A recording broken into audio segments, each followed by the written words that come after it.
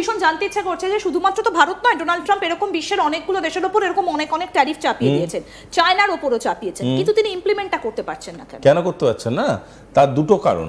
এক, according to tariff ল বা যে কোনো ট্রেড ল, যেটা টেকনিক্যালিটি সেটা হলো ন্যাশনাল সিকিউরিটি রিলেটেড না হলে ট্রাম্প ডাইরেক্ট ডিসিশন নিতে পারে না। মানে আমেরিকান প্রেসিডেন্ট ডাইরেক্ট ডিসিশন নিতে পারে না। बोल तो पब्लिक कुछ भी सकती है। সেকেন্ড জিনিস হচ্ছে যে বাকি ডিসিশনসগুলো আছে সেটা নিতে গেলে সেনেটের অ্যাপ্রুভাল নিতে হবে, ঠিক আছে?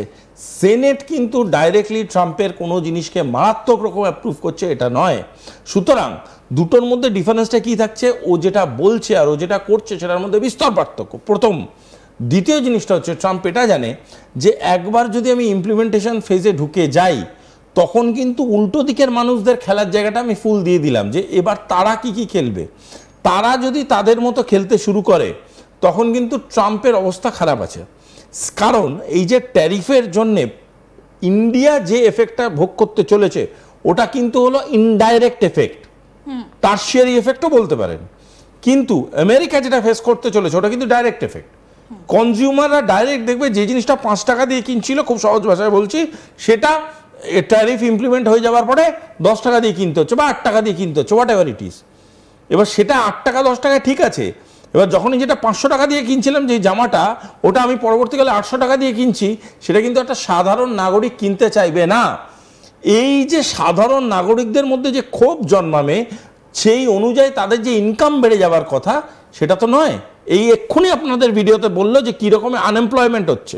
সুতরাং ইনফ্লেশনটা যেটা হচ্ছে, যেভাবে ডাউনফল হচ্ছে তাদের জিডিপিতে, যেভাবে গ্রোথ রেট কমে আসছে, সেরূপ এরা সবাই জানে যে আমেরিকার উপরে কত বড় একটা আঘাত আসতে চলেছে। এবং ভেতরে একটা বিষয় ভীষণভাবে প্রাসঙ্গিক, যে এই মুহূর্তে তো প্রচুর আনএমপ্লয়মেন্ট রয়েছে ইউএসএতে, তিনি ট্যারিফ প্রয়োগ করে সেই আনএমপ্লয়মেন্টটাকে কিছুটা গোছানোর তিনি চেষ্টা করছেন।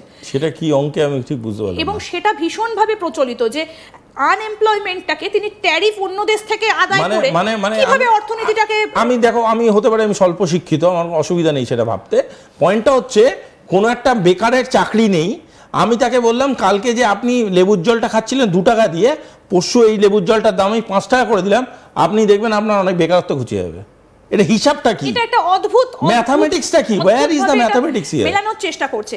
সম্প্রতি দেখা যাচ্ছে চীনের সঙ্গে তো পাকিস্তানের একটা খুব ভালো সম্পর্ক ছিল, অল ওয়েদার আলাই বলা যায়, সেখানে পাকিস্তানকে খুব কাছে নিয়ে আসার একটা চেষ্টা চলছে। এবং আসিম মুনির এই গত অপারেশন সিঁদুরের পর 2বার আমেরিকাতে চলে গেলেন। কোথাও কি আলাস্কায় যে বৈঠকটা হতে চলেছে সেই রকম একটা ছক কষে রেখেছেন Donald Trump?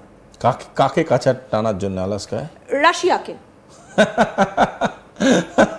No no no, impossible. দেখুন, রাশিয়া ইজ নট পাকিস্তান আর রাশিয়া, মানে মানসিকতাতেই হয় না সেই জিনিসটা। দেখুন, রাশিয়াকে যদিও কাছে টানতে চায় না। আমি এক্সাম্পলটা দিলাম হচ্ছে যে চীনের সঙ্গে তো শত্রুতা আমেরিকার, চীনের বন্ধু পাকিস্তান, তাকে নিয়ে ফেলেছে কাছে। আমি বুঝিয়ে দিচ্ছি, খুব সহজে বুঝিয়ে দিচ্ছি, বহু মানুষ বুঝতে সুবিধা হবে। মুখে সিগারেট নিয়ে আমরা লাইটার জ্বালিয়ে মুখের কাছে টেনে আনি, কারেক্ট? সেটা হচ্ছে সিগারেটটা জ্বালাবার জন্য। এবার কোনো চিতা জ্বলছে, সে আগুনটাকে আমি আমার জড়িয়ে ধরি না, ঠিক আছে? বা ওটা থেকে সিগারেটটা জ্বালাবার চেষ্টা করো না, নিজেও চলে যাওয়ার চান্স থাকে। তো এটা বোঝার চেষ্টা করবেন দয়া করে যে Russia is not a small light, আর একটু ছোট আলো নয়, একটা দেশলাই কাঠি নয় Russia. Russia is Russia. Russia হচ্ছে এতটাই বৃহৎ একটা মাইন্ডসেট। আমি দেশ, রাষ্ট্র, মিলিটারি এসবের কথায় যাব না, কনভেনশনাল কথায় যাব না, আমি বলছি রাশিয়া একটা মাইন্ডসেট, ঠিক আছে? তো রাশিয়ান আমি একটা ছোট উদাহরণ দিচ্ছি, এটা আমার ব্যক্তিগত উদাহরণ।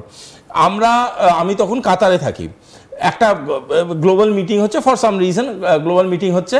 সেখানে একটা রুমের ভিতরে প্রায় 20-25টা এসি লাগানো ছিল, ঠিক আছে? 2টো এসি নন ফাংশনাল, বাকি 20টা এসি কিন্তু ঠিক আছে। এই যে গোটা মিটিংটা টোটাল 12 থেকে 20 মিনিট পিছিয়ে গেছিল। ইন্টারন্যাশনাল পোডিয়ামে 20 মিনিট পিছিয়ে যাওয়া কিন্তু মারাত্মক ব্যাপার। তা এটা যাই হোক, 20 মিনিট বাদে মিটিং হয়েছে, মিটিং করে আমরা বেরিয়ে এসেছি। বেরিয়ে আসার পরে বললাম হোয়াট ইজ দ্য প্রবলেম? বলছে যে ওই সার্ভিস হেড ছিলেন, উনি যখন মিলিয়েছেন লিস্টটা, মিলিয়ে দেখেছেন 2টো এসি নন ফাংশনাল। যতক্ষণ ওই 2টো এসিকে ফাংশনাল করা হয়েছে মিটিংটা হয়নি। তাই আমি বললাম what kind of thing is, because India এটা ভীষণ কমন, ইন্ডিয়া এসব কিছু ব্যাপারই না, চলো ভাই একটু দেখে নিয়ে এরকম একটা ব্যাপার চলে। তখন আমি বললাম হাউ ক্যান ইট হ্যাপেন? তখন বললো আরে the service manager was a Russian. So Russian is a mindset, হ্যাঁ, you have to have things done. তোমাকে পুরোটা পারফেক্ট থাকবে ভাই, তবে আমি এগোবো, নাহলে আমি 5 আনা এগোবো। ডোনাল্ড ট্রাম্প তো G7 মিটিং এও একবার বলেছিলেন যে G7টা যদি G8 হয়ে যায়, পুতিন যদি চলে আসেন, তাহলে গ্রেট 8টা আরো বেটার হবে। দেখো, আর বারবারই তো দলে টানার চেষ্টা করছেন। আমি বারবারই বলছি, আমি কেন জানি না ইদানিংকালে হয়তো বলতে বলতে না আন্তর্জাতিক সম্পর্ক বোঝাতে বোঝাতে কখনো কখনো জাতীয় ব্যাপারগুলোকে উঠে আসে।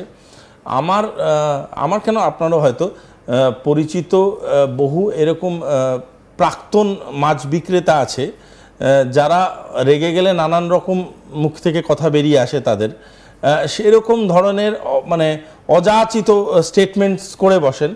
পরবর্তীকালে আবার কোনো একটা বিশেষ জায়গা থেকে একটা বিশেষ চাপ পড়লে সে মানুষটা লাইনে এসে রোদ্দুরে দাঁড়িয়ে থাকেন কোনো একটা বিশেষ জায়গায় প্রবেশপথ খোঁজার জন্য।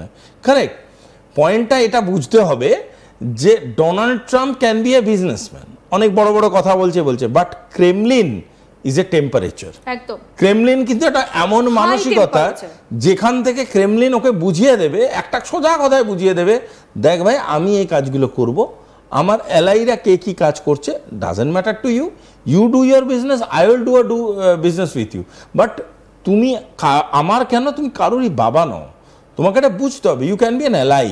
তুমি ব্রিক্সে আসতে চাইছো, লেটস হ্যাভ এ ডিসকাশন। তুমি ব্রিক্সের ছাড়া অন্য কোথাও কোনো পোডিয়ামে বসতে চাইছো, let's have a discussion. But যদি অসভ্যতা করো, অসভ্যতার উত্তরে কি করতে হয় সেটা রাশিয়া খুব ভালো জানে। সুতরাং অ্যালাস্কা থিওরি সাকসেস হোক না হোক, আই নো ওয়ান থিং, যে এন্ড অফ দ্য ডে কেউ কিছু শিখুক না শিখুক, ইভেন আমরাও কিছু না শিখতে পারি, কিন্তু ডোনাল্ড ট্রাম্প কিছু একটা শিখে ফিরবেন, এইটুকুনি আমি শিওরলি বলে দিচ্ছি। ডোনাল্ড ট্রাম্প এই অপরচুনিটিটা উনার ছাড়া উচিত না।